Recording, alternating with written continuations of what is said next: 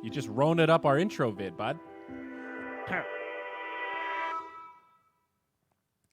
Ladies and gentlemen, boys and girls, everything in between, welcome back. Trent and Zyori here, another podcast, episode 167. Today we're talking ESL One Germany, the end of the secret dominance, Diretide, and a couple of other funsies that have been happening here in the Dota space. Trent, my man, my Canadian brother north of the border, what's going on? How are you here on November 3rd, 2020? Possibly the biggest election in our lifetimes today. Yeah. Wow. Biggest, for you guys. I don't know. You guys affect us, right? I'm Canadian. I don't get a say. Yep. God, I hope you guys, oust the, what was the Nahas tweet? The gets rid of orange stains voting. Oh. I chuckled. Yeah. One of those. Condolences to everybody going to the ballots today. Yes. I really... I agree. I mean, if you didn't vote yet, get out there and do it. But if you didn't vote yet, I don't know what the fuck you're doing. I dropped my ballot off a week ago, Trent. There was no line. There were no humans. It was just a box in a parking lot. I stuck it in the slot, and then they sent me an email saying, hey, we got your ballot. 2 days later, I got an email saying, hey, bud, we counted your ballot. And now I don't have to do anything. I got the day off, and I already did all my work, dude. This is vacation day for me. Well, good. Yes, voting, good. Go vote. I mean, yeah, it sucks that you waited, but you got to go take your lumps and go vote, though. Now you got to go stand in line. So good luck to you. Good luck to you. I will say I did vote in the first election I voted in, Trent. I actually went in person in New Jersey and went in the box and, clicked the little thing or whatever. Did the it thing. the old-fashioned way. And there is a weird vibe around the voting booths. There's all these, like beyond boomers just chilling outside that are in that, post-vote high where they're just drinking that free coffee, the one hand in the pocket. They've all got their hats on, and they're just feeling American, looking at other Americans, just soaking up all the American pride.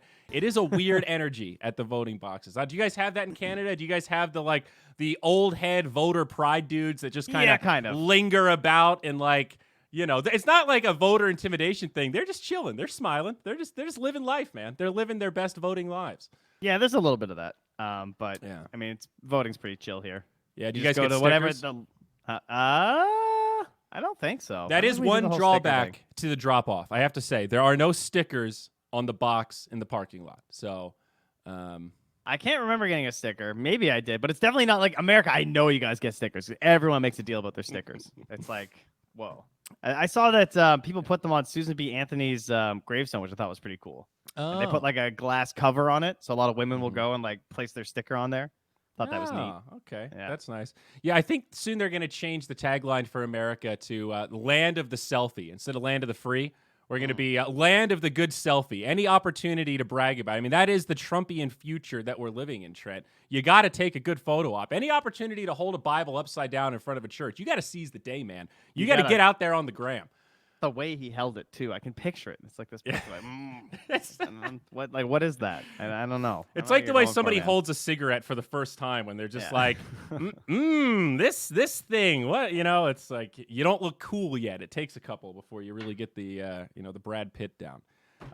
Trent, what's going on in your world though, bud? How are you? I feel like since we haven't had much Dota to cast, we don't get the chance to chat. I don't know what's going on in your world. I don't know how the kiddies are. Kids are good. Halloween was fun. It was oldest is 2.5, so he got it. We kind of tried to get him excited, so we've been telling him all about Halloween all through October. He saw his costume a week before, which was an adorable pair costume that my wife made, and so then he got to wear it to daycare on the Friday, so that was a lot of fun. And then the Saturday, I think was Halloween, right? He put on his costume, and then we're like, okay, so you take this bag, and we're gonna go over to the neighbor's house. So we didn't want to go trick or treating because even though we live in a extremely low COVID area because of the Atlantic bubble, I still don't think Halloween's really a great idea. But we just visited really close friends kind of deal just so we could get the Halloween experience. So he goes up to the first house and we tried to get him to say trick or treat, but he was just really shy. And they just gave him candy and you just saw him look at them and look at the bag. And then he just something clicked and he just started running to the next house. He just took off. So we let him do 5 houses, and then we had to drag him to his grandmother's, and then he sat putting candy down like a chute all night. So, like kids would come up and he would throw candy down this little Oh, PVC pipe so that it was, safe Halloween for everyone. that's good. Get the hell away from me. Are you guys on like a candy schedule, like a 1 piece per night kind of thing? Is there? What? No, I ate all his candy. Are you serious? You ate it all? He doesn't even get to eat the candy? No, we gave him some candy, but yeah, A little I get candy. most of it. Oh, like 90% of it. That's genius. The Yeah. dad rake, the dad tax. He loves raisins. He saw a box of raisins. He was so excited. And so we just kind of gave him some raisins. We're like, here you go, buddy.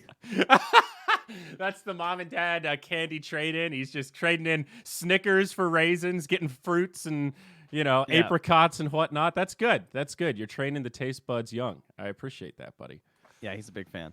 That's good. I have to say, maybe we can announce here 2 days, or no, what's today? Tuesday. When do we cast? Tomorrow. Starting tomorrow. Whoa! Better be there. We're casting the Dota Summit. Yeah, we've got North America tomorrow, and then I think we're casting 3 days of Europe, if memory serves.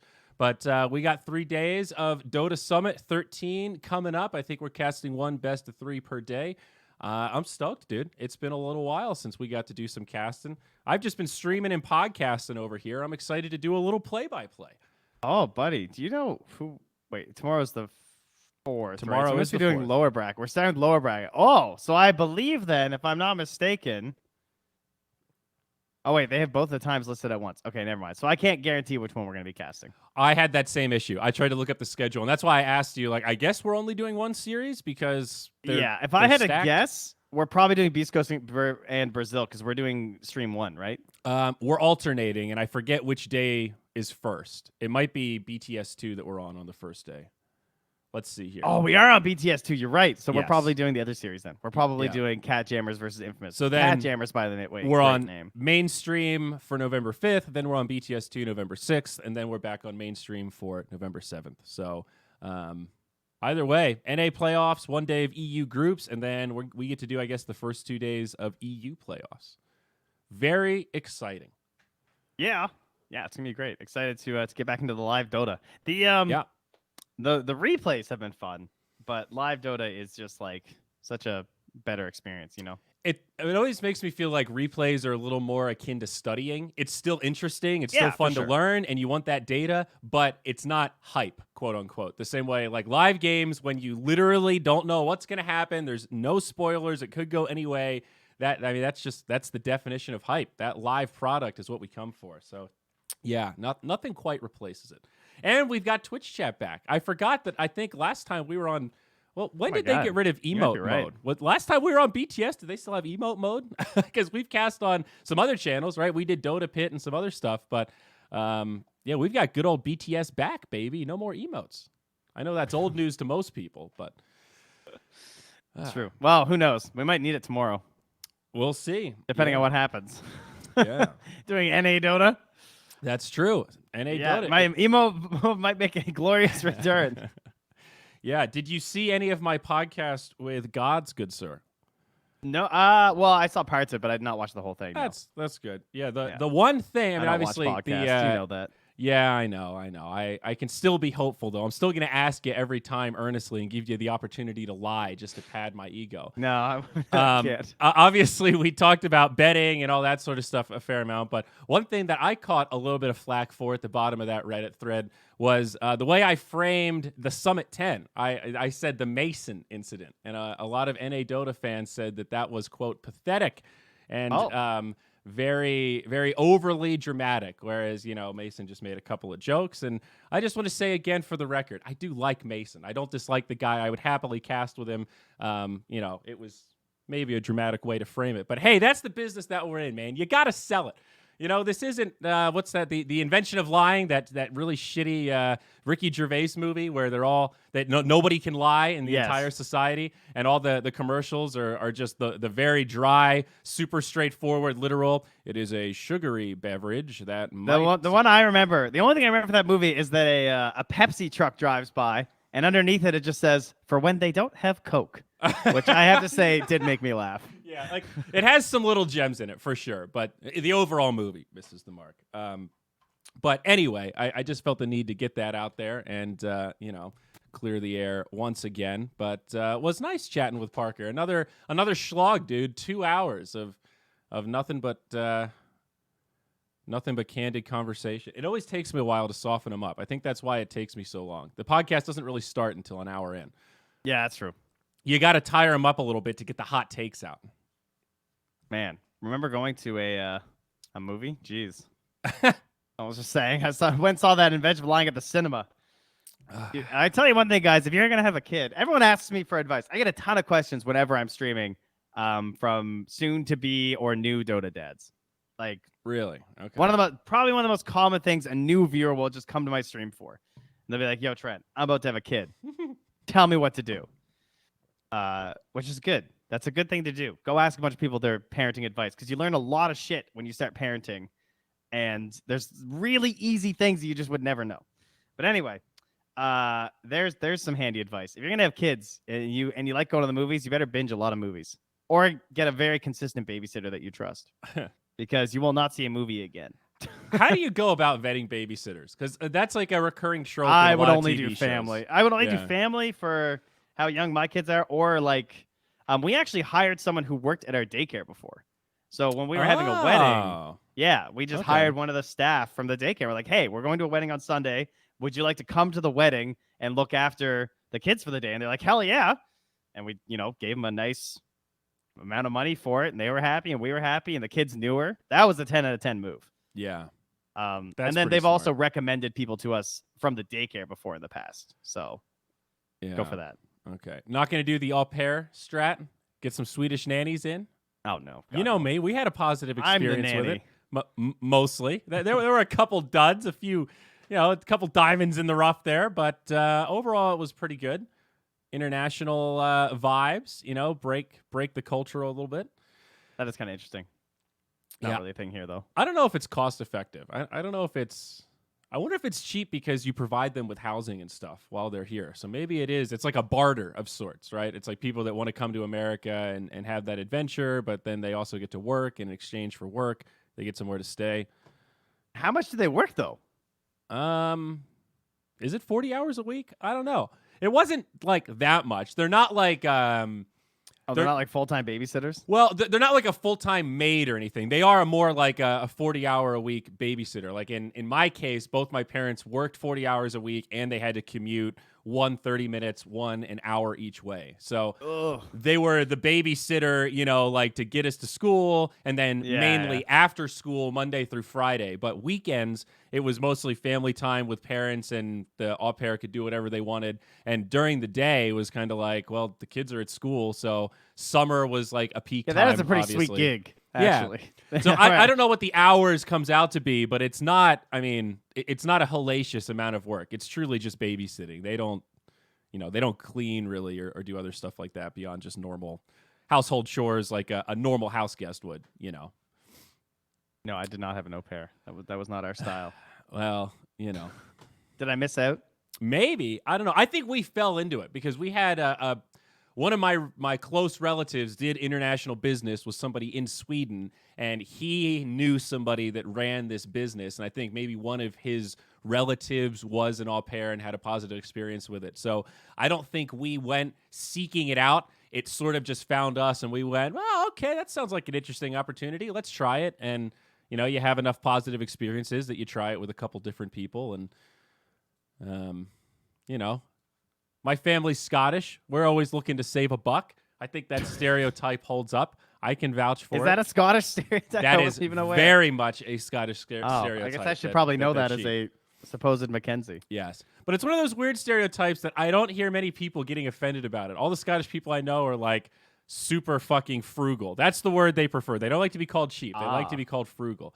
You, my friend, would fit in well with the frugal Scots. You are definitely frugal. You are right up that alley. I'll never forget was it the Boston Major? One of those events where we ate at Panera and you were like, fuck this. I'm eating rice and peppers at the Airbnb. And you sat there with us and watched us eat our $15 bagels. And then we watched you eat a $1 lunch at the Airbnb before going back to the venue. And I actually felt like I was taken for a fool. You were taken for a fool. I remember that that Airbnb had really good sauce, and I couldn't find it when I got home.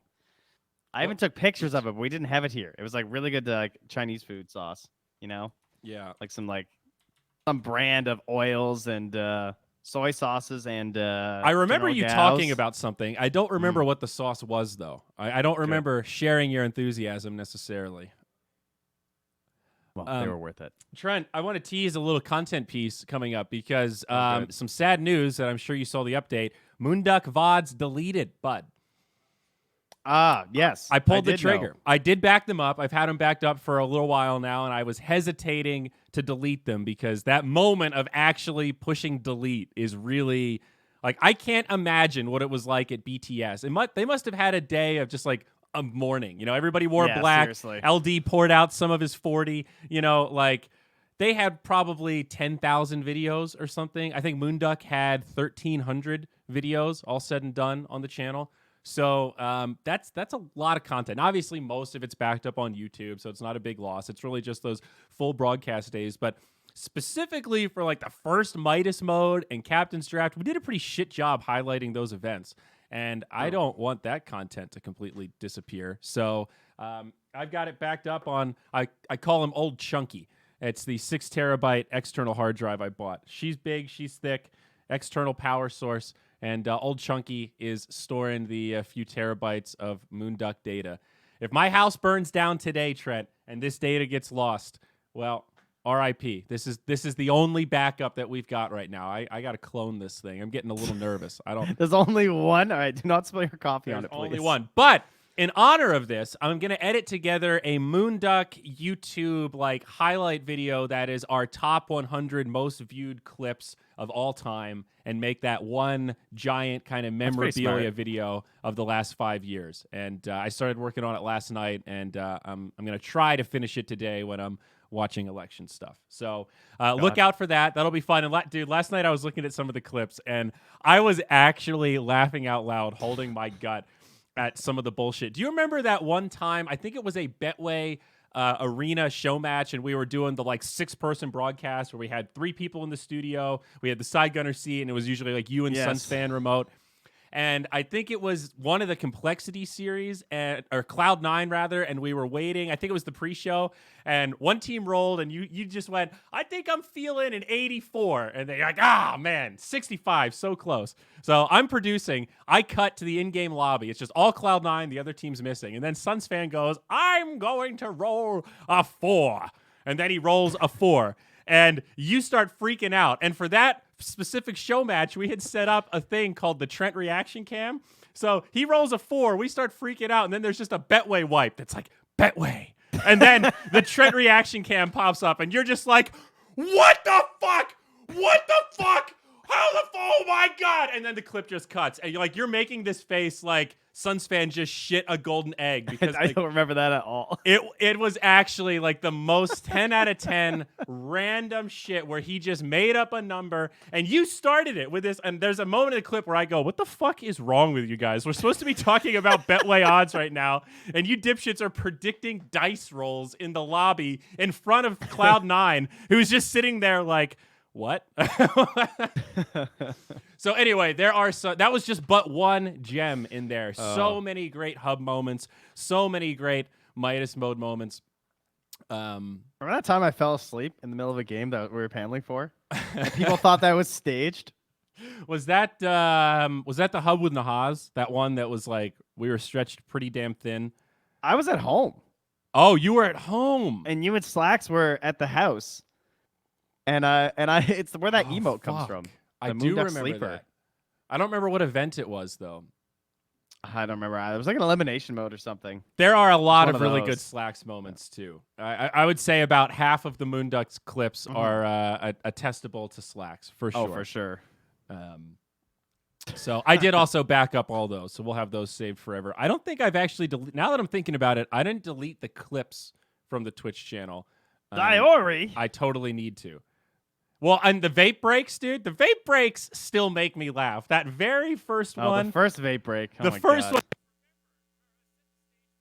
Midas Mode 1. Oh, yeah. PPD was in Colorado when he was on Optic. And Kodiak, I think their manager at the time, they came to the studio, and I think PPD cast a game or a whole series with Grant in studio. And this wasn't day 1. This was like day 3 of the event or something. I don't know. And we hadn't had a pause yet, I don't think. So we had sort of forgotten about the vape breaks. And I was producing, and while they were casting, I remember I was eating, I was standing up, and the pause happened. I remember hearing Slacks go, vape break, vape break, vape break. And I threw my food, I punched it, and PPD was talking, and Grant just goes, wait, I think we're getting cut off here. And PPD is in the background, blown out by the gas. Put your foot on the gas tonight. You know, that stupid And ass he says, song. like, what the fuck? He's like, what the fuck is going on right now? He's like, I'm not sure what's happening. I thought this was a Dota tournament, and apparently, and then the music really drops, and you like can't hear what he's saying at all.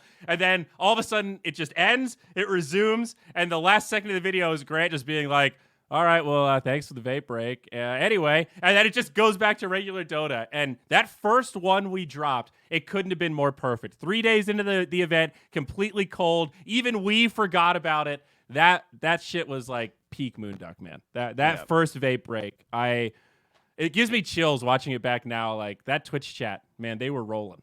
They were rolling. We That got was him. a good one. We got him. Remember the casting setup for that, where it was like the little room with the panel, and then there was the kitchen, and there was that shitty room where you guys like where we just gamed, and we're on like the crappiest desks casting right next to each other.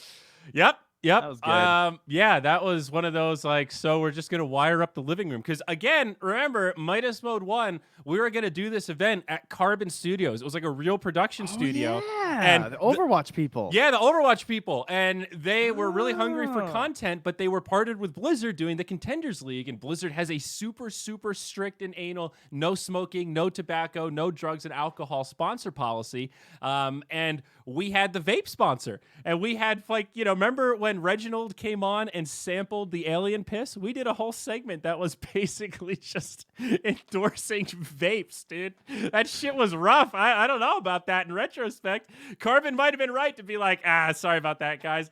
And we did all that shit for a fucking $5,000 sponsorship. That was not a lot of money in the content. That was a 6-figure budget event, dog. You know what, though? The way that Slack sold those sponsors, I think, helped future sponsors for him for sure.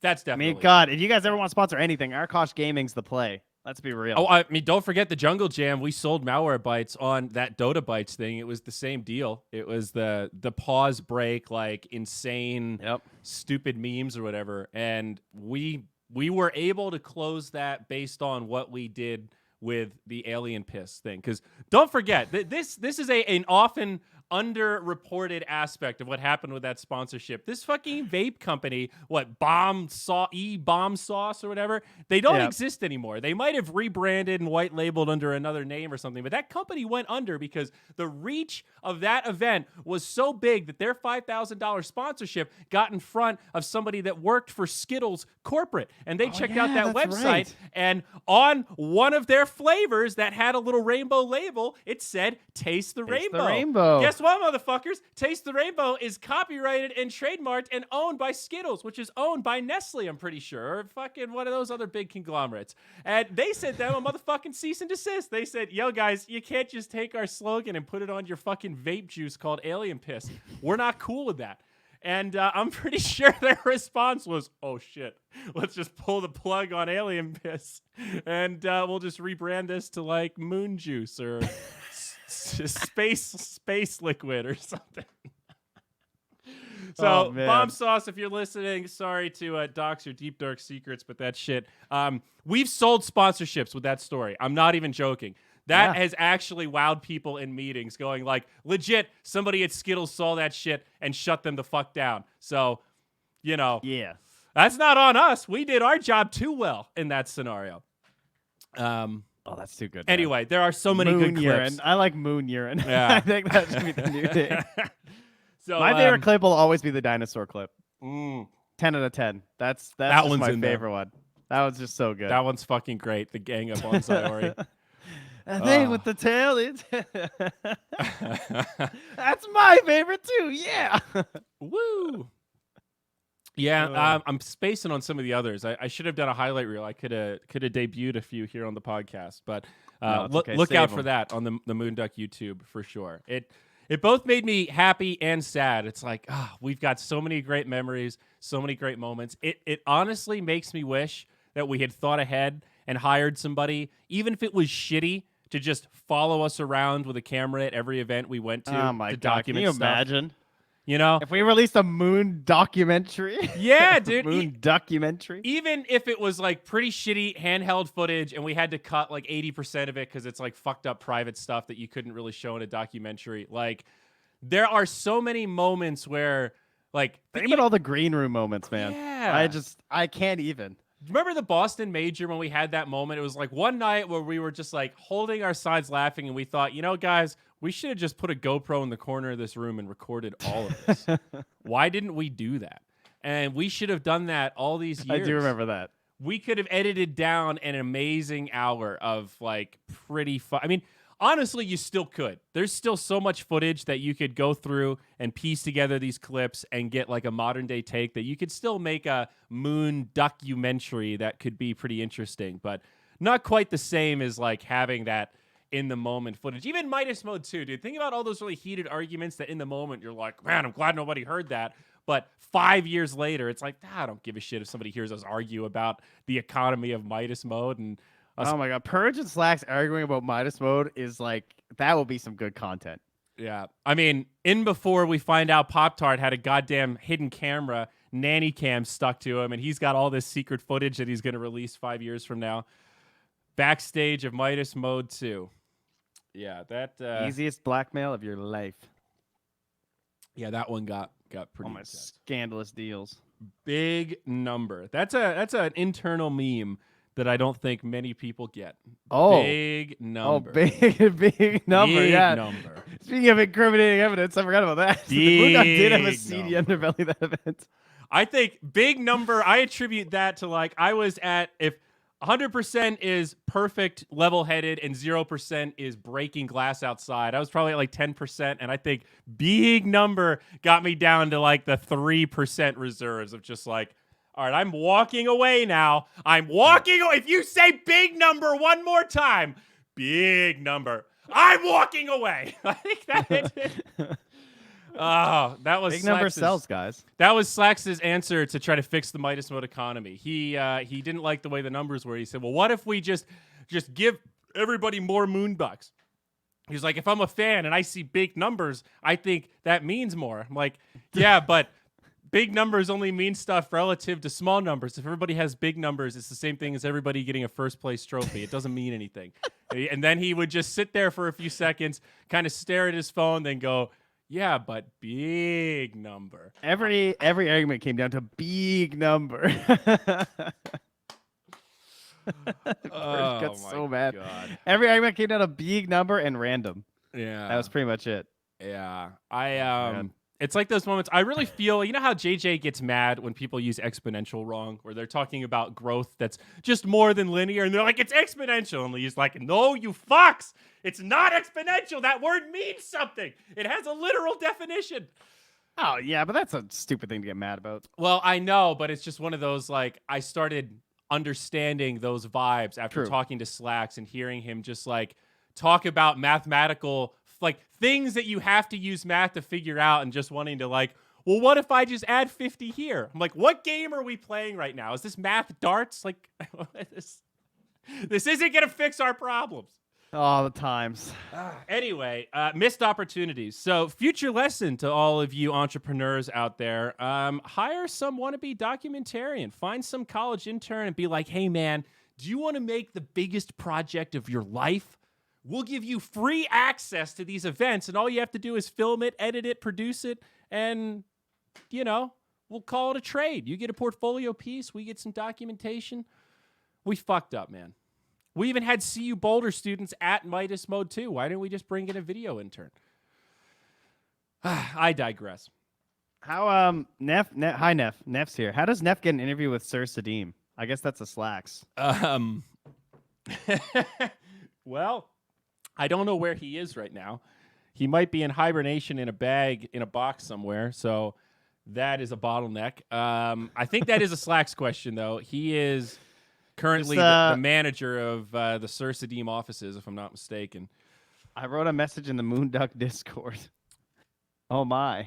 Yeah, that Discord doesn't get used for too much. Yeah, I don't know. That's like a Slacks DM. I'd say it's a long shot. Maybe let's put it that way. I don't know that Sir Sadim has a lot to say. That's also a potential bottleneck in this system. So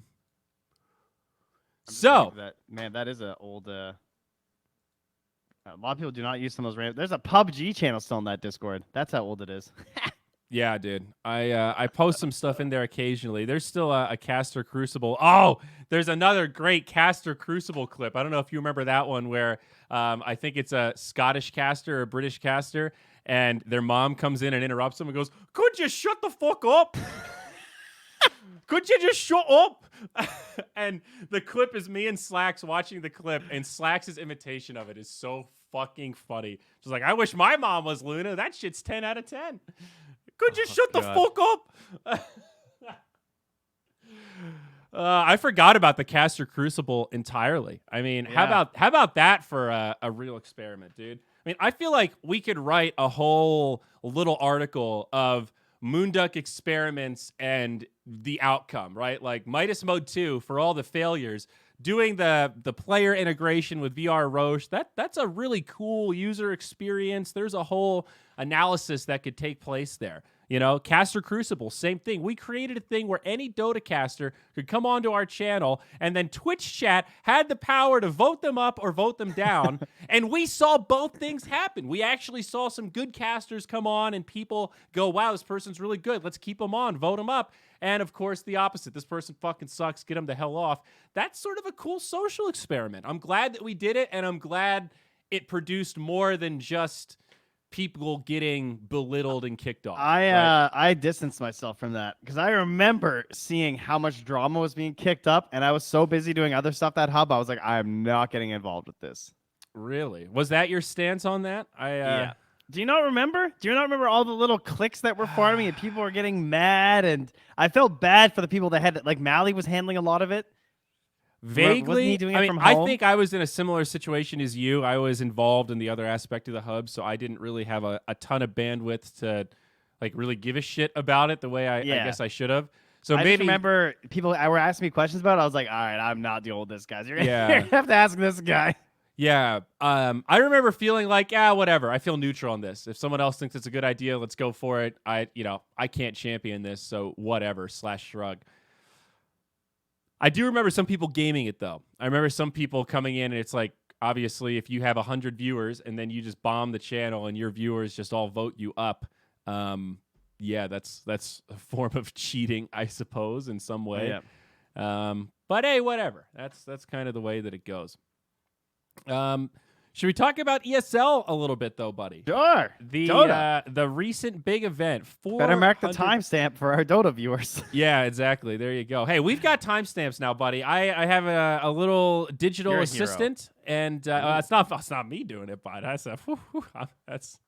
I'm beyond that shit. But I've got a good buddy. Shout out to Dujinshi. He might be watching right now. He'll be watching later. He's our timestamp guy. He's been helping me out with organizing some of this stuff, the clips as well, trying to make this long form content a little bit more accessible because it's a bear for new listeners. But anyway, I digress. One of the things GodZ mentioned last week that I'm just still remarking at, that how big prize pools have gotten. Like ESL One Germany, another $400,000 main event.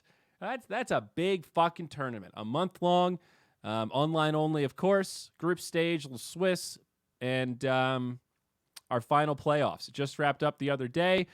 Big storyline from this. Secret getting eliminated in the lower bracket. I guess getting knocked down to the lower bracket by Mud Golems was the beginning of this storyline. Not only knocked down, but 2-0'd by Mud Golems. If you're wondering, hey, who the fuck are the Mud Golems? That is Skeeter Boraniha. 33, Milan, and Fada. Big upset there. Hope somebody made a couple bucks betting on that. That sent Secret down to the lower bracket. Oh, buddy, our good friend Archie did. Oh, that's good. That's fucking good. In the chat. Wow. That's big time. And then Secret Liquid. That series was a fucking slaughter. Liquid took it in 2 games, a 40-minute match, and then a 25-minute rollover. And I... Weirdly enough, in that conversation GodZ and I had about match fixing, I was just like, man, every time I see Undying, I got to wonder about those first to 10 kill throws And of course, Secret played Undying in game 2 and got rolled over, and that became a little bit of a meme there. So thank you, Secret, for that. And then Liquid went on to win the whole kit and caboodle after 2-0ing Mud Golems and taking the best of 5 grand final 3-1 against Na'Vi in what ended up being a fairly convincing finals that was really not super exciting, but still a really cool storyline here for Team Liquid. And Liquid Insania winning MVP, and I think that means he gets a Benzo, right? Isn't that the Mercedes-Benz MVP, the ESL thing? Does he get the car? I don't know. Of new Does keys? he still? I hope so. If not, I hope so too. Then, I mean, if you used to get a car and now it's like, hey, you're MVP and that's it, you get a pat on the back, that would really make me sad. Let me check out the ESL Dota Twitter. I'll see if I can verify this because I'm sure they'll be promoting it. Yeah, I'm not sure. I actually don't see it either. So maybe. But that's the first win for this, right? For this roster. Blitz said that he got a car on Cast Podcast, so there you go. Yeah, okay, I guess he's getting one. He's getting the Benz. Okay, good. There you go. I was gonna say that's not the kind of thing that you start and then you still have Mercedes as a major sponsor and go, no, we're not doing that anymore. We're not giving away cars. That's not the look you want. That's awesome, though. Congrats to Insania. I would say well-deserved. This dude has been grinding forever. Obviously, a very long history in Heroes of Newerth before coming over full-time to Dota 2. The long stretch on Team Alliance before switching over to Liquid, and they've been pretty steady on this roster. They have been slowly improving over the last 2 years. I still have vivid memories of that last Dota Pit minor where this team looked pretty good, but they still looked like a proper minor team, still not ready for those top 10, top 5 finishes at majors. And they've just looked better and better, more consistent over time, and now they finally hit, I don't want to say their final form, but some iteration of it, because they're looking more crisp than ever, man. They're closing out games, Trent. They're closing out games, and it feels so good to see. Yeah, at first they couldn't close out games, and then they couldn't close out series, and then they couldn't close out tournaments, and now they finally figured it all out, it seems. Mm-hmm. And yeah, I'm messing with my camera right now. Sorry, guys. But seems like they're in good hands with Blitz as the coach. 2 coaches. Don't forget, they have Jabs as well now. Oh, right. He's the coach/analyst. You're right. He joined at the end of September, so he's been on the squad for a month. Hey, not a bad start. If I were Jabs right now, seriously, I'd be feeling pretty fucking good. Like, all right, boys, I hit you with the facts a week before ESL, and look at that. We won ESL. Huh. Funny, huh? Interesting. I think it's the Go Jabs. The new facility. Have you seen the photos of that place, that Alienware shit? I have. That place is nuts. It's also, like a spaceship. Real quick, there's 2 Jabs, right? This is 2B Jabs. Yes. German Jabs, not C Jabs. Not C Jabs. Just want to be clear there, because when you said that at first, I was just like, I totally missed that news line. Yeah, that would be a little shocking at first. Yeah. So I'm sorry, what were you just saying after that? I was just saying that their facility. Oh, that's gonna help, right? Compared to how everyone else is playing. It is pretty fucking impressive. I would love to get a tour of that facility at some point. That is certainly on my esports bucket list. Nazgul has done some fucking amazing work at Team Liquid, that's for sure. It is insane how they have scaled that organization. Obviously, it's one of the oldest esports organizations that started in, Brood War and poker and all that kind of stuff. But just insane what they've been able to do. I'm in complete awe of Nazgul. I met him once, and he's one of few people that I really felt starstruck. He's a little day 90 to me, because I remember being in StarCraft when I first started, and he was CEO or whatever of Liquid then. So he was already like up here when I was down here. So now I still look at him as like, wow, you know everything about esports, mister. I met him in the Valve headquarters, no less. 13 private apartments, just put in a gym for Max and Will, chef, film room, and team scrim rooms. Damn, Superman. Yeah, international management consultant, player advisor. I'm guessing you did some work with Liquid there, my lad. Me? But that's crazy. No, our guy in the chat. Oh, yeah. I mean, their community is really big, because it's so old. And I saw somebody in the Liquid stack, either LinkedIn or Twitter, posted something about all their different categories and that they've actually hired people from every aspect of their community, people that were literally just fans. Some of them have actually been hired into the organization after kind of proving themselves through the years of being a community contributor. I think it's one of these big esports orgs that still has a little bit of that grassroots feel, despite now being this big corporate sort of monolith in a lot of ways. What a good tournament to win too! Like one of the heavy cash prize ones, 150K. Yeah, and I mean, I heard Sind, Shiver, and Kyle talking about it. Like, it's not even like you can say Liquid had some sort of easy run. Right? No. They were in the lower bracket from the first round. They fucking lost to Mud Golems, the team that knocked Secret down to the lower bracket. So they did the full lower bracket run, eliminating Nigma, then Viking, then Secret, then Mud Golems, and then beating Navi in the finals. So that's one of those, not only did you win, you took like the hardest path in the playoff final bracket that you could have, and you eliminated the big dog Secret when it really mattered. There's so much to be proud of in this run. I mean, beating Nigma, still no Kuro, of course, but beating Nigma in an elimination series that goes 2-1 is also something you should definitely be proud of. Now it's the consistency, right? That's the next thing. Can you keep it up? I mean, no pressure really. You don't have to like win the next tournament. It's just like you don't want this to be like, you don't want to do any sort of resting on the laurels or whatever. And these guys are always hungry and always trying to improve. So I'm sure we'll continue to see that from them. I think it was interesting to see the general reaction from a lot of other casters, though. Like I saw several casters like making statements and stuff about how good it was to see this team win, because everyone likes this idea of them sticking together for so long, right? Mm-hmm. Like and actually building this into a real roster.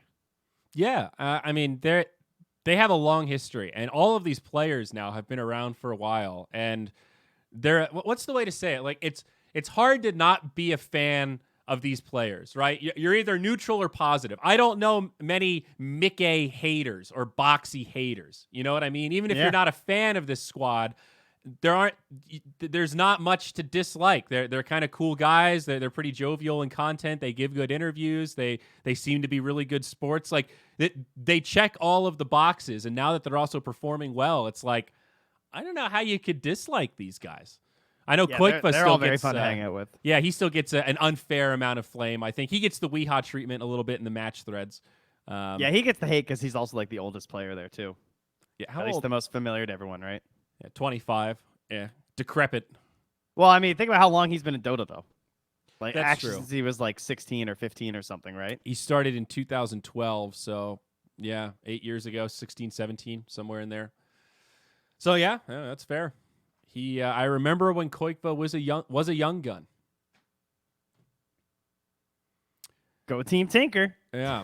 And viewership for this event also quite good. Glancing at the stats, I think this is from ES Charts, peaked at 275K, something like that, and held average viewers of 75K. So kind of reaffirming what we already know / suspect, that for these true Tier 1 teams centered around Central Europe, viewership for Dota is better than ever. That is the one metric we can cling to of like, yeah, people are still tuning in to watch these finals. It's not just Secret. People want to see the best of the best compete. The Tier 1 of Dota is still pretty good, but we're just getting more and more top heavy. It's like every event like this that goes by with amazing production value and good matches, it gives people one more reason to not really watch the home-produced North American content that's struggling to break even. So, true. Good. It's like always this silver lining when I see these numbers of like, well, this is at least some good news, but it does always scare me just a little bit. Just a little bit there, Trent. Hope it's good for ESL though. They're the backbone. If you guys want to watch more good Dota, go watch some of those Chinese replays. Yeah. Like, geez, man, that tournament was good. CDC, what is it? CDC FDA or something? CDC. It's not CDC. I forget what the acronym is. I could pull it up here. Completed CDA FDC. That's the one. But yeah, super good tournament. 10 out of 10.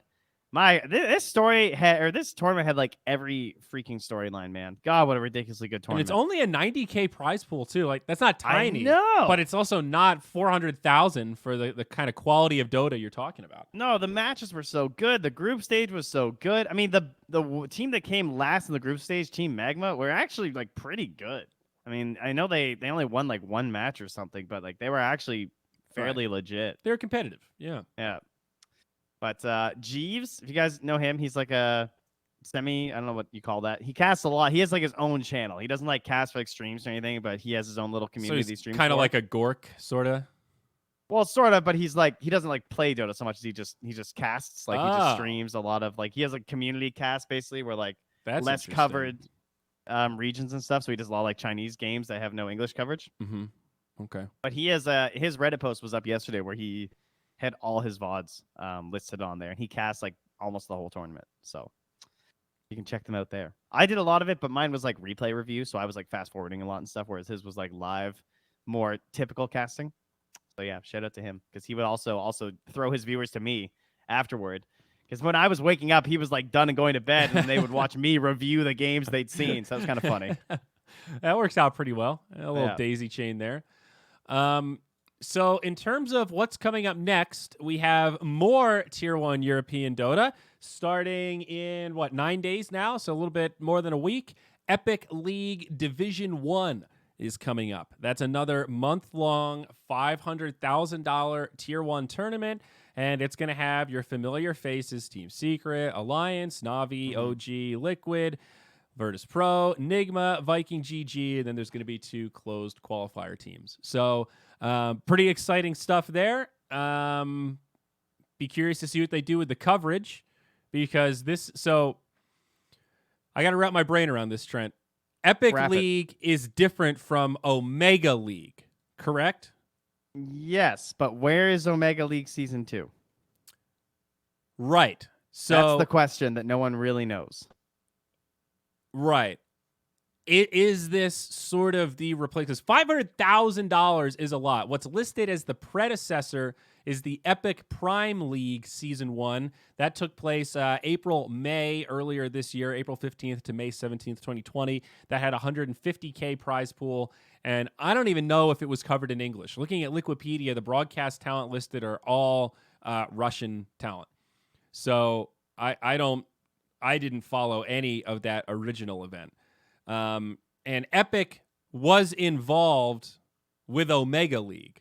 Yes, correct? It was an Epic and WePlay production. Epic did all the Russian, and WePlay did all the English. So in our community, we basically thought it was a WePlay tournament. But it was really in reality, it was more so done by Epic. An Epic tournament kind of presented by WePlay, if you will, for the English audience. So I don't know exactly where lines are drawn, but let's go ahead and say de facto Epic League Division 1 coming up in November 12th is essentially the part 2 to the Omega League.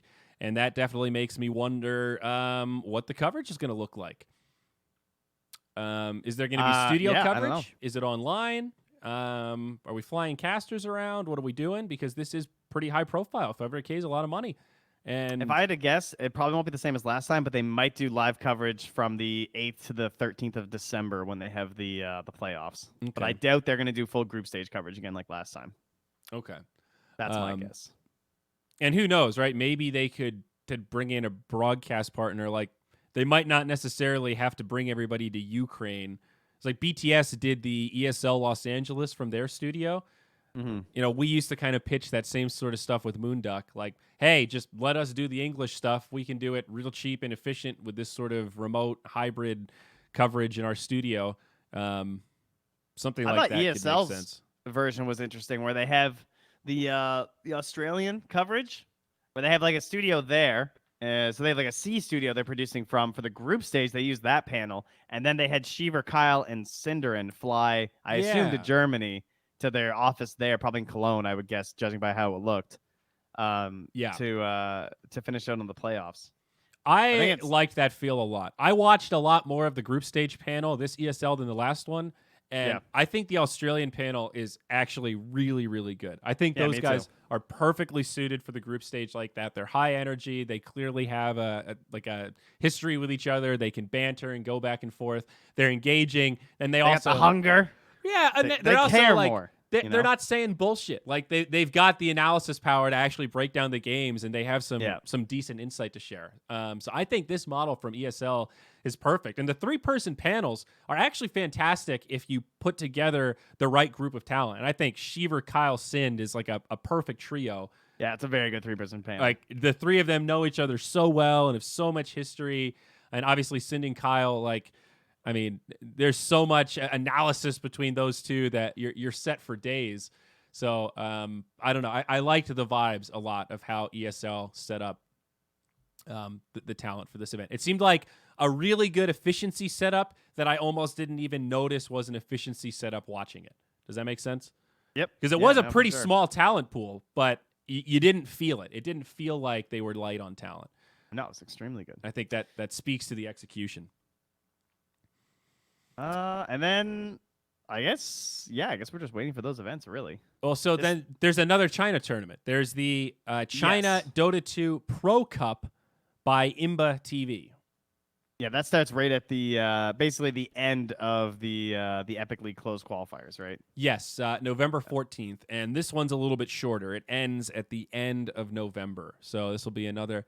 Fuck, man, maybe I need to get on this Chinese. Dude, China is Chinese so coverage. good. I actually can't wait to watch this tournament. I was looking at the list earlier. Like, this is just some good shit. This is the teams I want to watch. Bested by Lyrical again. Fucking Gabe's always one step ahead of me, man. What a genius find. Like, hey, there's these awesome Chinese games. If I just wake my ass up a little bit early, I can cover this no problem. And not only is it a service that is much needed because there's no English coverage, you also get to watch these banging ass Chinese games. God, they better pay for English coverage. I mean, obviously, I hope they don't pay for English coverage. All right, I'll bet you $100 right now they will not pay for English coverage. Couldn't they make money off of that though? Is it How? just too With hard? What? It's the equivalent of us trying to monetize a stream in China. With what? Who are we gonna fucking sell it to? They don't have any like I'm positive. I would just assume BTS would want the viewer hours because I have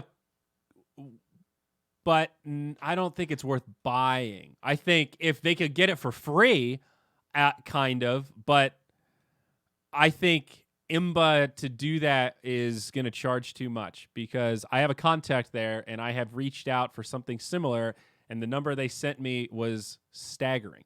So, okay. They're lost, I guess.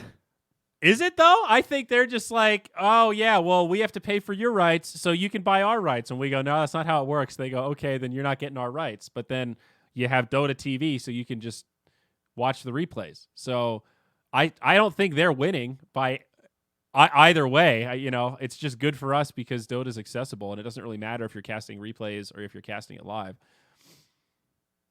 Yeah, but I don't know. I was surprised because like the EU viewership could be good for this.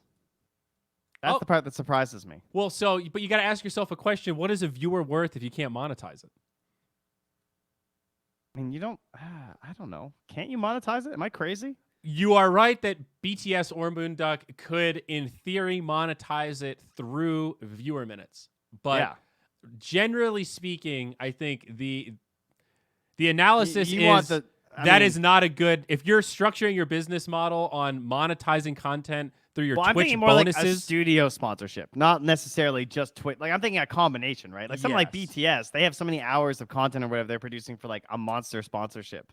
Yes. And like they have a sales team. Like how can you not sell a sale on like, this is literally the best region. I think they're better than Europe as a whole. Yeah. I'd rather watch, well, okay, maybe it's like, I would say it's equal. I don't think it's necessarily super one-sided. Obviously, I still think Secret's the best team, like worldwide right now. But yeah, I think like watching LGD and Vici right now, and like RNG's even really good. Like there's so many good teams here. I like, think you 4AM's also just kicking off. You have to think about it from this perspective also, Trent. Any company, right? Let's use BTS as an example. They have a finite amount of resources, a finite amount of bandwidth. So in terms of what do they put that bandwidth towards, It's either things that pay a really high margin, like white label contract production stuff for activations you wouldn't even realize BTS is working on. And then the other category is IP that they own. So that I agree with. Things that they own are going to always very much outweigh things like this, where it's like, we're paying for this content. We're sort of half-ass monetizing it through sponsors and also through our viewer minute deal. It's sort of a break even at the end of the day. And I think when you look at it, like, and then you count the man hours. Comparison to everything else, you're just like, this isn't really worth our effort to scale the company relative to the opportunity cost of all the other things we could be working on. So, that's not to say it's like totally useless. So there isn't a world where if Imba TV said, hey, how about $1,000 and then you can cover it and whatever, and they could hire some pretty cheap casters that are hungry and just looking to do coverage and get some exposure. And yeah, it's fine. It's not bad, but I also see why it's not high on the radar of like, LD, we gotta get the China Dota 2 Pro Cup Season 2, man. Come on. Yeah, like it's all right. Well, I'll tell you one thing. If that is what's gonna happen, and there's no English coverage for this shit, I might be mixing up my sleep schedule a little bit. I don't know. It might be worth it. Would you just cover it live? Can you actually watch these live in Dota TV, or do you have to do replays? Okay. I mean, you could watch it live. There's no now well, that they I wasn't have the sure power, if Perfect World was weird with Dota TV. Do you need this Perfect World client? No, it's not you even. Can watch it completely live. Yeah. Oh wow. All right. Fuck dog. I mean, basically, theoretically, if you want to cover it live, you should be contacting them technically. Isn't it just the broadcaster rules, though, or whatever? Isn't it the same as any other tournament that they have to Well, remember, those have now changed, right? What do you mean? In the most recent rules, you should be contacting the tournament to ensure that you will not be doing anything they don't approve of. So what is the rule? Sponsorships. I forget because Valve did write this. What is the rule if you reach out, let's say 3 times, and you get no response? Then basically, and there's no official English coverage, then you're pretty safe to assume that you can. I think, actually, I'm not even sure if it says you're safe to assume that you can stream it. How do we find that page? What's that called? The Dota 2 broadcast rights? Dude, I don't even remember. Dude, we need to bookmark this shit. There's so many of them. Dota TV license. Yeah. All right. Was it the update on competitive scene? Was that one? No, it's just dota2.com/DotaTV. So it's actually pretty easy. I tried to reach the operator, but they haven't answered me. Can I assume I'm fine? Answer. As a rule of thumb, reach out at least 2 weeks before the event through official communication channels of the operator, either in English or the operator's native language. If you do not receive any response and have not been able to find English streaming requirements, in spite of your best efforts, you can assume there are none. Yeah. Okay, that sounds okay. Good. I am going to DM my contact at Imba TV and ask if we can cover it. We're at about the 2 week mark, so we'll see what happens, buddy. I'll let you know. Okay. And not on the studio. You mean obviously Moonduck can't cover it. You mean as a personal person? Yes. Well, I was thinking you and me in theory, but either or, you or me and or some combination of. Yep. You know, and I think that makes sense. I agree. That's what it should be. Yes. If it's one of those, we don't care about English and whatever. But yeah, I'm with you. So, but that is just for live, right? You can always just take the replays, can always just do replays and just cast them an hour after they immediately after the replay comes up. You just start casting it. That's always been kosher. Okay, so again with China, I don't know how much it matters. Yeah, no, I watched a couple of the games live when I got up early enough. The client was really good. There was no Dota TV lag. There was none of that Chinese firewall problem. Yeah, it was. I couldn't believe how smooth it was. Okay, that makes me want to do it even more. Yep.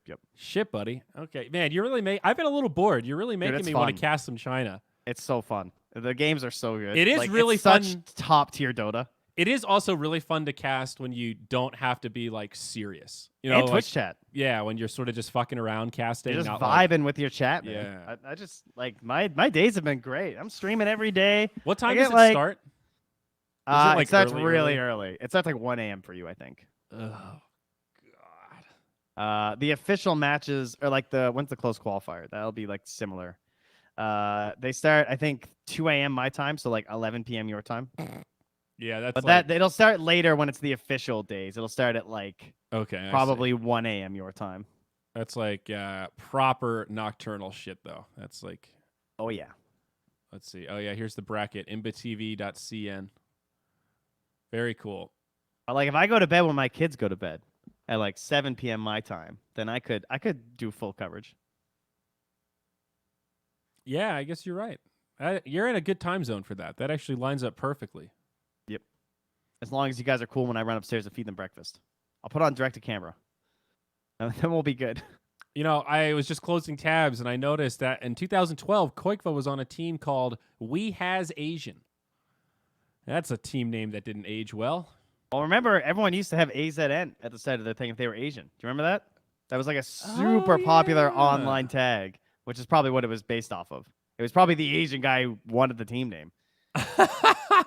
You remember that, though? I kind of do, actually. I sort of forgot about that, but you're right. Everything I'm like thinking started about AZN_. Do you remember? Well, it looked like that all the time. It did, and like it didn't register to me what that meant until I lived at BTS and lived with Merlini because he would say AZN sometimes. Like I didn't learn that until like 2 years ago. Right, I was like, oh my god, that's why it was everywhere. I thought it meant like Arizona or something. The first time I heard those 3 words and understood what it meant was in like 2014 when we were driving out of the neighborhood and there was an Asian guy standing on the corner and Merlini rolled down his window and went, "What up, AZN?" And I was like, "Oh, I see what this is for now. It's not okay."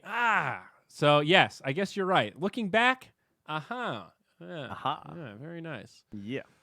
Well then, okay, bud. I have fun, cool new. Oh, it's too late though. Damn. What? Sorry, guys. What do you got? You missed the sale. Okay, so Guilty Gear. I don't know if you've ever heard of the Guilty Gear fighting series. It's like traditional 2D fighter, a la like Street Fighter, right?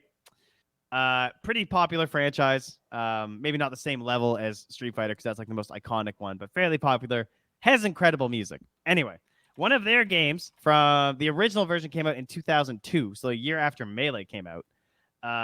They have a version on Steam that they've been updating through the years, but the last update wasn't until like it was like 2013 or something like that, or 2015 they last updated the game. Okay. And then suddenly this month they're like, "Oh, hey guys, we put rollback in this old Guilty Gear game." Rollback? Yeah, they put rollback netcode. So that same thing that made Melee like suddenly way better online, Oh. they somehow implemented an even better version of rollback. It might be just from the differences between Melee and a traditional fighter that allows it to be better, but this rollback is like unreal. Like there are pro players who are playing people at 200 ping and who can't believe how good it feels. And it was on sale for $3 yesterday. So sorry that you guys missed that. But even now, it's only $17. So if you're curious for a fighter that can actually be played online, that's pretty nuts. Okay. Yeah. So people are basically rollbacks being developed now by adding it to older games. And we're like I think we're improving the code of rollback as a whole. And hopefully it just means that more and more of it's going to be added to like future games. But the best way to describe it is it's just like making fighting games playable online, like trying to get as close to that like couch experience as you can. And it makes such a huge difference, man. Actually being able to react to something that happens to you in a fighting game is just like, oh god, it's so good. Anyway, yeah. So I was pretty hyped about that. I'm very excited to learn. I didn't need to pick a character though. So if you guys want to tweet some characters at me, I will consider them. Another fighting game, huh? Look at you, Trent. I'm always impressed they're so fun at your ability to just pick up new games. Your eagerness to, play a variety of indie games. I still just don't have it in me. Dota and Path of Exile. That's like all that I've played in the last 2 months. Dude, Hades is, I mean, if you guys have watched my stream, several of them end with Hades. Holy shit. What a game. Hades might be, it's quickly entering my top 10. Yeah. There was like all time. a drama in Path of Exile, though, Trent. They're extending this league by the one you guys month. hate? Yeah, Heist, the one that's been a little buggy that people feel like was beta tested live when it was dropped. Yeah, it's being extended a month. Basically, combination of COVID, Christmas, and Cyberpunk 2077. Because, that game was delayed, right? It was originally supposed to come out sometime in November, and then it got pushed back to December 10th. That was the same date they were supposed to drop this new league, and their CEO, Chris Wilson, posted this blog about how in PoE, they have very clear data that shows people play more if they get a good start, and that when they did the drop at the same time as WoW Classic, there was a very clear drop-off in engagement, hours played, new characters created, money spent just across the board. PoE was opened less because more people were playing World of Warcraft Classic. So they were like, interesting. We do not want to compete with another mega game drop. I know this seems really weird if you're not somebody that gives a shit about Cyberpunk, but enough people do that, as he put it, it would have been commercial suicide. So wow, good on him to just be honest about it and not just make a. They could have just bullshitted and said, "Guys, look, the delay, COVID has really hit us hard. We're gonna have to wait another month." Literally, all they had to do. Yeah, and they wouldn't have to fess up to this. So, and he also said that there's this thing in New Zealand where most companies shut down around Christmas, sometimes for as long as a month. And at GGG, they have sort of a flexible policy, and some of their employees take other time off, but there's still a heavy concentration around like taking at least 2 weeks around Christmas. So he said it's their culture to like leave that as a choice, and that complicates trying to push it back by like a week or something, where you need everybody in the office to do like bug testing and live updates and shit. You can't just drop a league and then go on vacation for 2 weeks. It doesn't really work that way. So I don't know. It was a really, at least in my opinion, I didn't really read the Reddit comments, so I don't know what the community thought, but I thought it was a very well done, like, we had to make sort of a shitty decision that was the least of the evils. The community reacted negatively, and they pretty immediately stepped up and said, all right, this is our reasoning behind the decision making. I get that this sucks, but these were my options, and this is why I chose this option. It made me feel okay. I was like, all right, I'll play some Heist over Christmas. Fuck it. It's whatever. Not a big deal. I feel you guys. It's tough times. COVID probably doesn't make any of this easier. So I feel you, you know. Oh, Trent. Fucking Christ. Last thing we got to talk about, buddy. I just saw, I was about to go live on Twitch so we could play some Diretide, and maybe we can talk about Diretide. Fucking Arkosh Gaming, bud. Oh. Okay. Did you see this announcement? That killed me. Yes, I watched it. I put it on my stream to watch it like later in that day, and I was dying. All right, so my God, for those of you what a video that don't know, because I put this in my Twitch stream, like hashtag Arkosh Gaming after it dropped, and half my Twitch chat was, "The fuck's Arkosh Gaming?" This is the new team in North America put together by Sir Action Slacks, and I hope I understand it properly, because the announcement video was basically just like a death metal music video. But from what I understand, it is a team of actual top-tier North American players, like top 100 or top 50, whatever. They're like, you know, real North American pros, let's call them. And they're playing as these 5 characters, and Slacks is their manager. And it's like a real Dota 2 team, but it's themed around like Wiccan, witchcraft, kind of. Gremlo. I'm a big Gremlo fan here. Yeah, big Gremlo fan. I'm gonna get a jersey. What are there's Gremlo, the goat, the pale horse. The goat. I love the goat too. The pale horse, that's a good name. Canis, I think, is the werewolf guy. Canis, yeah. Canis, and I forget who the last one is. I'm forgetting. Yeah, it might be Doctor something. Thoughts on this, buddy? I mean, I know nothing about it. I have no insider info. I have not asked. Right. So what do you think? Like, is this gonna work? Is this all my this conversations bullshit? with Slacks lately are just about Hyrule Warriors coming out later this month. That's all we've talked about. So I don't know what it is. It made me laugh. I'm curious to see who's on the team. I can tell you 2 things that I know for sure. It is real. This isn't like a meme. It's not a meme video. Okay. Yes, I know that. It is an actual team. They are registering for qualifiers. Arkosh Gaming is playing in matches, looking for sponsors, planning to sell merch. I'll tell you one thing. I think it's going to work. From what I understand, bold. Each character is like a Dread Pirate Roberts type thing. So Canis will be the whatever position he plays always and forever. So if the current player playing Canis joins another team, someone else will come in and take over the Canis role. Does that make sense? It's yes, I understand what you're saying. Yes. It's like Canis like outlives... If Scary Spice has to go, we just get a new Scary Spice. Right. We don't move over to Frightful Spice. So I'm pretty sure that was in the AMA. I hope that wasn't some sort of a reveal, but that's my understanding of sort of how this works. Well, I mean, are you sure Gremlo's not just 80 people? Well, I don't know. I don't know any. I don't know who's who or whatever. I don't know any of that shit. But that's my understanding of like these are fixtures of the team, and that's kind of the whole point. So I can verify that for you, buddy. So do you think Is Arkosh Gaming going to get a following? Or are they going to get a cult Hell yeah, following dude. here? Are you 100%. Are you going to buy? NA is ripe. He's a genius. Are you going to It's buy an Arkosh cloak? I think their merch is going to be pretty. Oh my god, that's pretty so smart. devilly. Ooh. A cloak. Oh, what A genius. black cloak. I mean, yep. Yeah, I think he's gonna sell merch. I think it's gonna work. I think Slacks he's got a little bit of a nice cult following to. Does the team to have make to some stuff win with. anything for this to No. work? No, it's almost better if they don't win. It's better if they don't win for like 6 months and then they start winning. They slowly start rising further in qualifiers. The first time they qualify for a tournament will be hype as hell.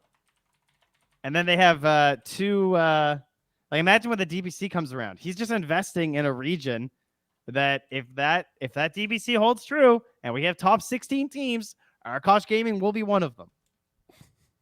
Yes. Yes. Right? Yes. It's that easy. That's true. These are true statements. Maybe the man is a genius. He's a genius. I don't know. Quite the debut. I pinged him after the AMA and said, "So how did that go? Like, did that reveal match expectations?" And he replied, "We'll see." ... I said, "Oh, The question is, how many sponsors do I get? okay, Captain Arkosh." And Yeah. then I did see some of those old Midas Mode 2 group channels get resurrected with now let me paint you a picture how every good sales pitch starts. Now let me paint you a fantasy if I may.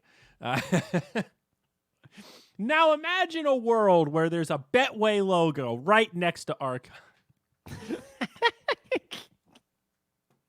You motherfucker.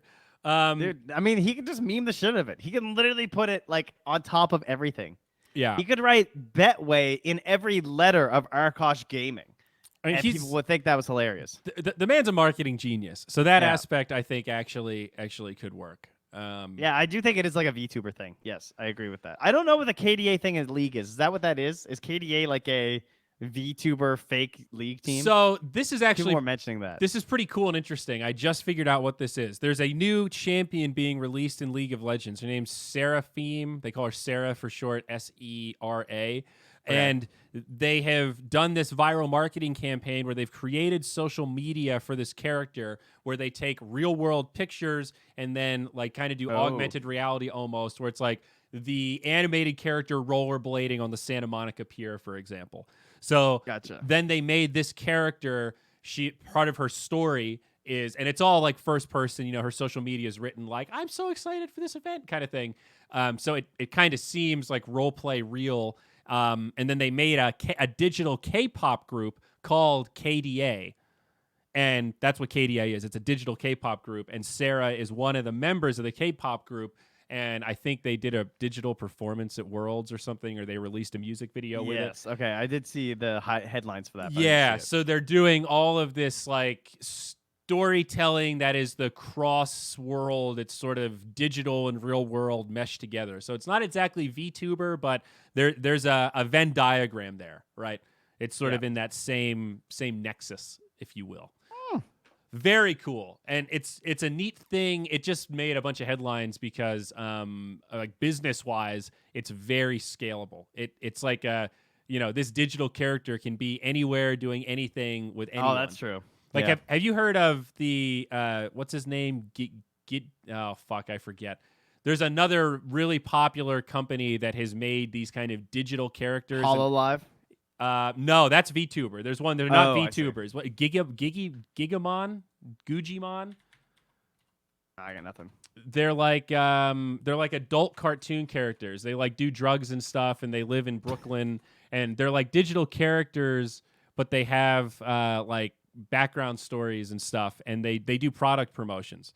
Somebody in Twitch chat is going to know what it is. It's I was just looking at it the other day, and I can't remember the fucking thing's name. It's like a demonic looking rabbit. I have no idea. What They wear Gucci and stuff. I could have sworn it was Googimon or something, but I can't find it on Google. God I could damn have it. sworn this was real. I could have sworn this was real. No, it's like a Gen Z thing, but this is the future, Trent. All these digital influencers. Super Plastic. That's the name of the company. Super plastic. Super Plastic is the name of the company that owns all the characters. Ah, I see. Okay.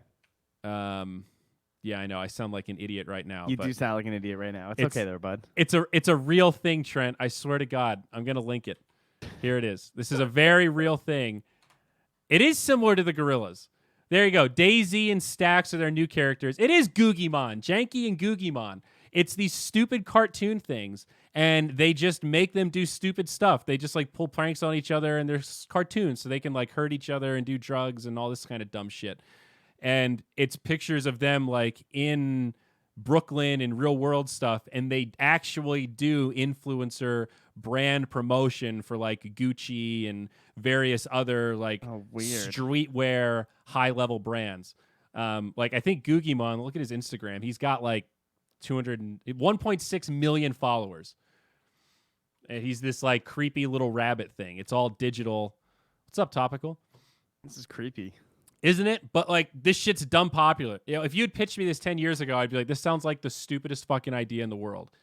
But like the one character, if you look at it, the Instagram, he's always peeing on stuff. It's like adult cartoon. What? These are $201? You see these like art toys they have? Yeah, dog. It's crazy monetized. I think this shit makes dumb money. They made these There's as a like 5-foot tall one that costs $7,000 and there's only 2 of them left. Yeah, dude, they made this as like the story behind it is wild. They started it as like a social experiment or something, and then it ended up just like taking on this life of its own, and they started doing like influencer promotions, and then eventually they realized, holy shit, we can make a fuckload of money like doing this. All we got to do is animate them to do funny meme shit.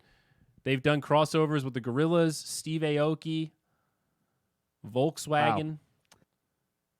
Insane, dude. Insane. Yeah, this is the Gen Z shit that you're missing out on, not having Instagram or TikTok, bud. So don't worry. Zyori's here to keep you young.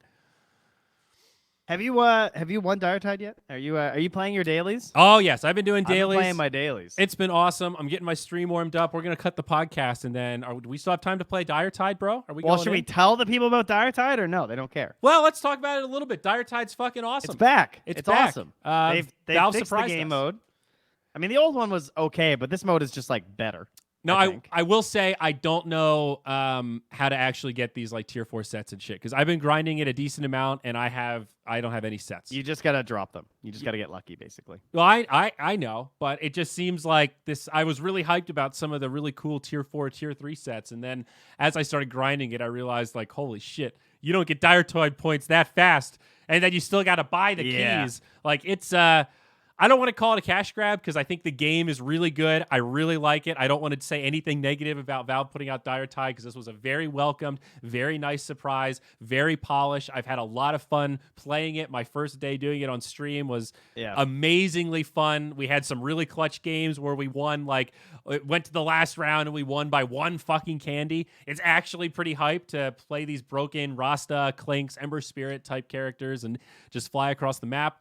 So, yeah, that's kind of my TLDR, dude. I've been loving it, but the monetization is definitely, it matches the most recent Battle Pass. You got to put in a lot of hours or a lot of money to get the good shit. I'm just having fun playing it. Yeah, me too, actually. Honestly. Without the cosmetics, I'd still really enjoy it. That's totally fair. It's just a fun mode. I like randoming sometimes, but also I just don't get to play that much Dota anymore, so I'm kind of just like picking heroes that I like playing at Dota, but don't have the time for necessarily. I like the fact that I can also just leave. I don't really care if I have to leave a Diretide game. I don't want to ruin a Dota game, but if I'm in a 5-man stack and I got to go, people know I got to go, so it's whatever. Yeah, that's fair, I guess. I've only had like 1 Diretide where I had somebody leave. Oh yeah, no one's left in mine either. Very few have left. It just feels like there's less pressure compared to like I'm not going to ruin someone's MMR if they lose. Totally. It's like, okay, totally. You got 2 less candies this game. Yeah. Oh no, I'm so sorry. Sorry, man. Yeah. Yeah, no, that's totally true. And that's what I like about it. It's chill, but it's not like, I don't know. I didn't love Siltbreaker. I don't deny it was an amazingly well-made game, but I didn't really enjoy playing it. I couldn't grind that shit for 3 hours long. Yeah, it's not my jam. Diretide, I feel like I'm playing Dota to some degree. When I play Dazzle, I'm still buying my items. I'm still healing people. I'm still fucking... it's... I feel like Dazzle must be pretty good in that mode. I think so. I think sustained heroes feel pretty darn good. I like Dazzle. Rasta's busted, though, because of the... Yeah, they just nerfed him. Did you see? No, I didn't, actually. Yeah, he got nerfed. So now the snakes only do 25% damage to the well. Okay. That Pretty was big one. That's good. Good. Yes, very good. That nerf. was dumb. That really Yes. was busted dumb. I've been playing Willow and getting eggs. I've been playing a little bit of Snapfire with the eggs. I kind of want to try Beastmaster eggs because that sounds like it'd be really funny in that mode. Just like actually spam the axes. Yep. I think it's fun to play supports because you get XP and gold way more than you would normally. So Yeah. those kind of like disruptor ags kind of heroes where you're like, man, if I had 5 items on disruptor, I'd be awesome. It's like you can actually do that. You can actually get those items. Like Dazzle's fucking amazing, dude. Going round 5, I got low ass I should cooldowns. practice Earth Spirit. I bet Earth Spirit's fun in this mode. Why He's didn't I play very Earth good. Spirit? He's very good. I Huh. like him a lot. Should Yeah. learn how to play him. I've also just played a lot of Shadow Shaman because outside of the ward cheesing, you scale well. You get to this point where you have like unlimited lockdown and you buy an Aether Lens and a Blink Dagger, and it's pretty fun to go stretch Armstrong on people, man. I love that No shit. bristles either. I feel like he must be kind of good. He's okay. You can actually afford to buy Silver Edge pretty early, so he's good for the first couple over. If you don't win the first 2 rounds with Bristle, you're in big trouble, I'd say. Okay, kind of fair. Yeah, But maybe he is annoying as fuck. I've definitely lost to Bristle a few times. I think Ember and Clinks are my 2 most broken. Ember with an Ags is like... I think Storm's the most broken personally. I mean, Okay, now, yes. I think Storm Ags is unbelievably good. I'll put Storm in that top 3 with those 3. Clinks, Storm, and Ember. Those are my big 3. and Wind Ranger. Yes. She is so balanced. Like everything about her is okay. like stupidly good for this. I would put her like A tier. I'd put those other 3 in S tier. So- Really? I think she's S tier. I think she's I very think good. She's in like every one of my games. Dude, Ember much. Ags, if you don't have a team with like Rasta or Lion or a couple good lockdowns, is so fucking stupid. Yeah. It just feels terrible. He steals your shit and scoots away, and you're like, man, the map's not even that big. You know, the range on Remnant is like the whole map. Dude, I wonder Fuck if that. OD's actually kind of good. Ooh, I've How many been Astrals you could get off? I've seen some silencers that shred. That's another one where you just build up. Like Pudge can be okay too because you build up and get to the point where you're just dumb. But I found it was actually really good practice for IO. Because like I haven't played IO in ages. I haven't played IO since they like changed the spirits that much. Whereas I used to play IO at least like a little bit more often. But there's so many like relocates and tethers you have to do because of the constant fighting. It's like a good way to get warmed up on IO again. I've had IO like probably 1 in my last 50 solo pubs, something like that. Did Not- you guys know that not it's much IO. all daytime? So make sure you are Yes. don't pick Night Stalker. I played Coddle one game and I noticed my blasts were always healing, and I also noticed that there's no clock or anything, and it is just default daytime always. Yeah. So yeah, I guess that's true. Who is the worst hero in Diretide? It is definitively Night Stalker because he has to pop his ult to be useful. That's a real bummer. He's still probably kind of okay because of how jacked he is when he has it. Because he can pop his ulti, right? And still, you know. I don't know, man. But if you go Night Stalker, Luna, just Eclipse. I'll tell you another good tip for not throwing Diretide. Battle Fury might be the worst item to buy. Yeah, that makes sense. I Like, tried geez, Battle anyone Fury can Jug clear a the couple waves. games. Yeah, not worth Not the worth. investment at all. So don't waste your time on that. And I think I said that on my stream, and the response was like, "Yeah, none of us thought Battle Fury would be fun or cool in this game mode." So Yeah, I would agree with that. thanks for the PSA on that, bud. Really good detective work there. Thanks for helping out the whole dose. Hey guys. Sven's fun though, because the built-in cleave is actually kind of cool, and like you're just scooting around with Ags. And his Ags is busted. I did enjoy playing some Superman Sven. I'll give you that. All right, let's stop talking about it. Let's go play some. Yeah, let's do it. All right, folks. All right. So you know where to find it. Podcast is complete. Moonduck or youtube.com/moonducktv. All that good stuff. We'll get some highlights going. Thanks for joining. Check out Zyori +1 on the same feed. Podcast with GodZ last week was fucking fire. So get on it, gang. Love you. Come hang out on our personals and watch us play Diretide. Gonna be awesome. Yeah, we'll go on Zyori's stream.